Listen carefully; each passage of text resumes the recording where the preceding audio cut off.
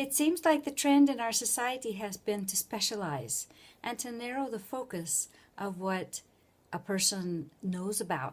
Instead of being a jack of all trades that knows all sorts of things about all sorts of different aspects of life, now people focus on only one particular area and they become very specialized, very knowledgeable about one thing.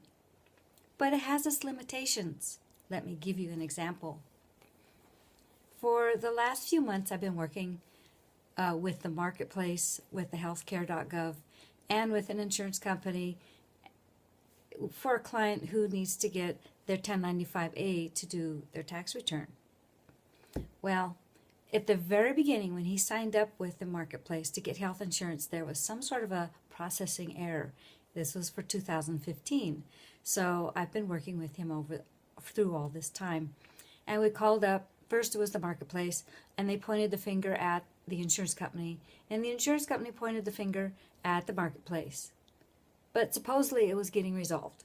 Well, come the end of the year and tax time, there was no 1095A, so we had to go ask questions. Well, when you go to the marketplace, there are these layers that you have to work through. So even though the people are very friendly and very helpful, they have limitations.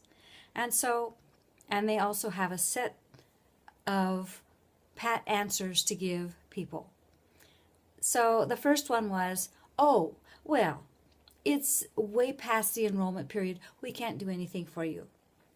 Well, after you work through several of these, then you finally realize that maybe you need to go to the next level, the next tier in the hierarchy.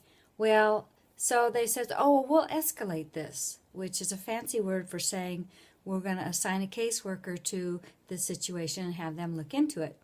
Well, they came back and said, he doesn't qualify because there was this bugaboo that happened at the insurance company where they put him in the wrong plan.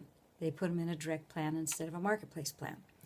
So, but we never got the letter, we never got the notification because they sent it to the wrong address. So time goes by and it's getting closer to getting the tax return done or getting down to the deadline. So we call up the marketplace again. And in the meantime, I'd found out about doing appeals. You can appeal decisions at the marketplace. So I thought, well, this is a big broadband thing. We can get this thing resolved. Well, it finds out that the appeals only work for appealing eligibility denials. Well, that didn't help. So we called back the marketplace again and had to work through the first guy. He was so helpful. He made it sound like he could just get everything all taken care of. The 1095 would be right there on the website. We could download it and everything was great. But then he realized it was a little more complex than what he thought. So by this time I knew to ask for a Tier 2 specialist. So we asked for a Tier 2 specialist and we had to go through the whole thing again. So he found out, looked in the records, and said that the first escalation had been denied.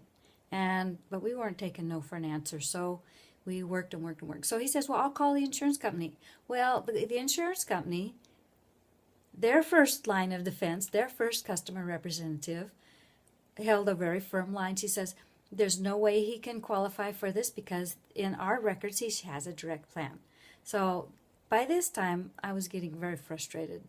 So I realized that the person at the marketplace couldn't do anything because he needed the information from the insurance company. So we had to go deal with the insurance company.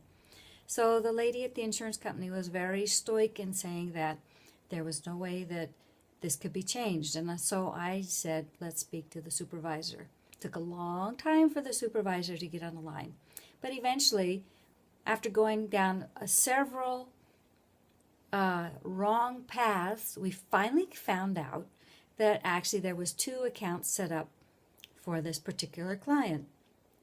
One was a marketplace account and one was a direct account. So we were able to figure out how to get this whole thing solved from the insurance company's point of view. And he sent me an email that said that the client qualified for marketplace insurance. So great, that sounded great. So the next day I called up the marketplace and figured this was going to be a piece of cake. We could get this all fixed.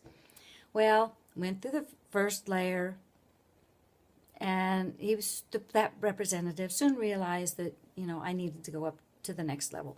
So I got this lady at the next level, tier 2 specialist, and she was one of those more black and white, cut and dried sort of people. And she took umbrage that I was challenging the first escalation. And she didn't know that I could not just roll over and accept what they had come up with. And I was not going to roll over and accept what they had come up with. I told her we had new information and this needed to be taken care of. And could she call the insurance company, and here's all the numbers, and here's all the records, and here's the call record, and here's everything, so that we can get this straightened out. And she says, oh no, I can't do that.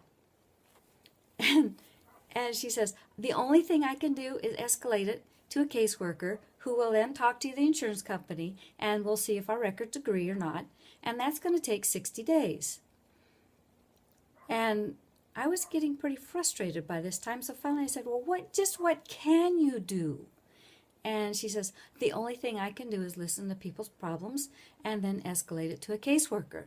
I can't resolve things.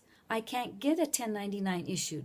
Oh, and by the way, when we hear back, and if the answer is favorable, you will that your client does qualify.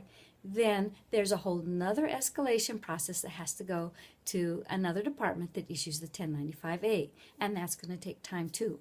So she wasn't very helpful, but what are you going to do? So I told her to go ahead, so this is still not resolved.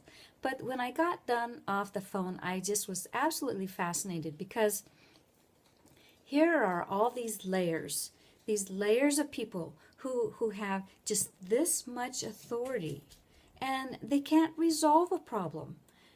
They have to pass it up the ladder, and they have to pass it over here. And what happened to being able to carry something from one end to the other and get it completed? Why is there so much delegation? Well, I realized that probably some of this has to do with keeping the scope of practice and keeping liability and keeping authority narrow, especially in a big organization like the government or corporations. But what happened to the person who has to wear all the hats? I deal with a lot of small businesses, and they have to wear all the hats. They have to be responsible for, even if they do have employees, they still have to be responsible for the customer service, and they have to be responsible for, if there's errors made, they have to go correct them. I